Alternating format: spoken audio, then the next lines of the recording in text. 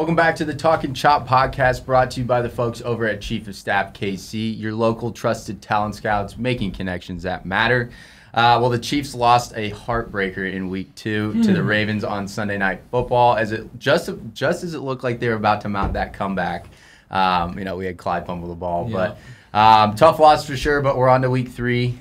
Joining us this week are the founders of Beyond HR Solutions, Gretchen Adamson and John Wright. Welcome to the show, guys. How's your week been going so far? Thank you. Good. Good so far. All right. Well, that's great to hear. We'll jump into Talkin Shop here shortly. But first, we're bringing you our position of the week, brought to you by the folks at Chief of Staff KC. We're a recruiting firm based in Brookside, and we'll find you the best accounting and finance, admin, marketing, HR, operations, and sales talent that Kansas City has to offer. Lucas, what do you got for us this week? All right, so we're going to talk about just some quick contract positions for anybody who's in the midst of a job transition, who's currently unemployed, anything of that nature. We have 2 AP specialist positions, one out in Kansas, one in downtown KC Metro. Compensation ranges anywhere from 20 to 25, and then completely on the other end of the spectrum, we actually have some contract controller positions. Those are going to be obviously a lot higher paying, more specific to the industry, more specific to what you need. We do have some flexibility there. So contract, AP, accounts payable specialist, or contract controller positions in the accounting finance team. All right. Well, that's your position of the week, brought to you by the folks at Chief of Staff KC, your local trusted talent scouts making connections that matter. All righty, guys. So thank you for being here. Really appreciate it. We're going to start the Talking Shop portion. Gretchen and John, you mind giving us just a quick rundown of Beyond HR Solutions, and kind of what you guys, maybe where you started, and then what you guys do to help companies continually succeed? We'll do it. Gretchen. Okay, thanks. We are She's the boss. Beyond HR Solutions. We have been in business now for 9 years. We left a big organization and decided to take the good stuff of HR, and that's what we've been doing. So we help our clients better their company through developing their employees and making sure their organization is working well. Yeah, I love it. That's excellent. And how did you guys maybe get started? Like, who was the founding person, or was it a dual venture?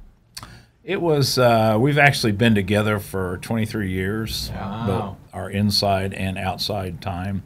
And when we were with Lane Christensen, big company here in town, moved to Houston. I was not going to move to Houston. Gretchen did not want to move back inside a corporate entity, so we decided, we had talked about trying this on, see how it worked out. Gotcha. That was in 2012. We incorporated 1/1 of 2013, and that's kind of how it all got started. All Excellent. right. Thank you. Well, at Chief of Staff, Casey likes to call us the conduits of culture. That's right. And so we find that focusing on culture fit is vital to making a successful placement. Obviously, you guys are in the HR field. I'm sure you get, give a lot of advice on recruiting and what to look for when it comes to, that culture fit. So if you had to give any advice to local companies, how would you kind of advise them on the recruiting process when it comes to culture specifically?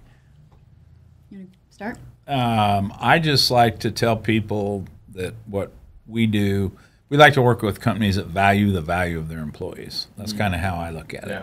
And I'll let Gretchen take it from there and what exactly that means and what advice we give our. It's a good setup, wasn't it? That was a really good setup. So as an executive advisor with the Culture Index program, we want you to use the Culture Index program, and we think that if you find the right alignment between what is needed in the job and what the person has to bring, then that's the first component. And then the second component in culture is just looking at, as you're interviewing them, do they match the values that you have? And I know values sounds kind of trite, but even if it's not on the wall anywhere, and even if it's not in a mission statement, that's totally fine. But you kind of know the type of people that are going to excel in your environment, and I think that's really through good interviewing questions. Sure. I want to throw something else in there. Like, who would you say you guys have really targeted, like your clients, right? Are you client agnostic? You're in every industry all across the board, or is there a specific area where you guys really see success? The thing is that all of the companies have people in them, and that's kind of what our focus is. So we do not have any industry specific or size specific or even geographical area specific. But through, helping with executive coaching and development and our HR retain model, we can help any company get to the next step with their employees. Love it. As Gretchen said, we've got clients all over the country, so That's and neat. different industries, and we want to help people maximize or help companies maximize their people. Sure. All right, time for the quick hitters segment. So we've kind of transitioned this. We actually took it from Joel. Yeah. He had a more baseball themed, like a single, double, triple, and home run yeah. sort of deal. We do the first down, sack, and Hail Mary for the Chiefs, right? Now, the first down is going to be a recent bit of success that you guys have had that will lead to more. We recently took on a new client, Cameron Mutual, up in Cameron, Missouri, insurance company. Yep. That when they first reached out to us, they wanted some things done, engagement surveys. Like, yeah, we don't really do that. And they kept coming back to us, and they ended up liking what we did and our philosophies, and we took them on both as a retained and a culture index client. Nice. At first, we're like, so what all were we going to do here for these guys? Right. And eventually, though, we got in a good rhythm. We've done some executive coaching and advising and other things. So it's been a real nice new client. They're people that we really like working with. Sure. No, that's awesome. It definitely will lead to more success down the road. What about a sack? A recent setback you've overcome and learned from. And this year, hopefully we don't have a lot of people saying COVID. Yeah. Last year, everybody's answer was COVID, right? Because it set everyone back. But what about you guys for this year? I think that what we keep learning over and over again is sometimes we have really high expectations for the people we're working with, and sometimes they just don't have that same expectation. And so we sometimes take a little bit of a step back when we want more for a client than they're really ready to take on. Sure. Yeah, no, that absolutely makes sense. And lastly, Hail Mary, Patrick Mahomes style to Tyreek, right? What's a big goal you guys are working on for the next 12 months? We're bringing in a new senior level individual into our organization, and so which is kind of going to be a first for us, and to this degree, that just it's exciting to acclimate them in. And I can't say who or what at this point because of other reasons. Contracts. There's some contracts. There you Yeah. Yeah. And so we're pretty excited about that. And it's going to be a big growth opportunity for our company. Awesome. Well, appreciate all the insight, guys. It's obviously been a pleasure working with you guys over the past couple of years, and we wish you all the success moving forward. Thank you. With your goals. But now that we've talked some shop, let's get into talking chop. Obviously, not the best game in week 2 on Sunday night against the Ravens. In the spirit of Andy Reid, we always give our guests the first take for the game. So with that, time's yours. I thought the one thing I took away was Kelsey was remarkable based on them, focusing on him and the stats he pulled off, along with the other receivers. So in the long run, it's not like we don't have to just rely on Tyreek Hill. We've got other people there. So. Yeah. Oh, man, I don't know. Our run defense was exposed again. I mean, that could be a common theme. The Browns did it, right? Week 1 with Chubb and Hunt and company, and I think Devontae Freeman, Latavius Murray, and Lamar Jackson himself all had their fair share of gashing us, multiple times. So as long as we don't revert to the Bob Sutton style of, bend, don't break defense, and we have some attitude and we learn from this, then I'm okay with the loss. I'm never okay with the loss, but I'm going to have to swallow it. And so that's my takeaway is we need to clean up that run defense or we're going to be hurting down the road come playoff time.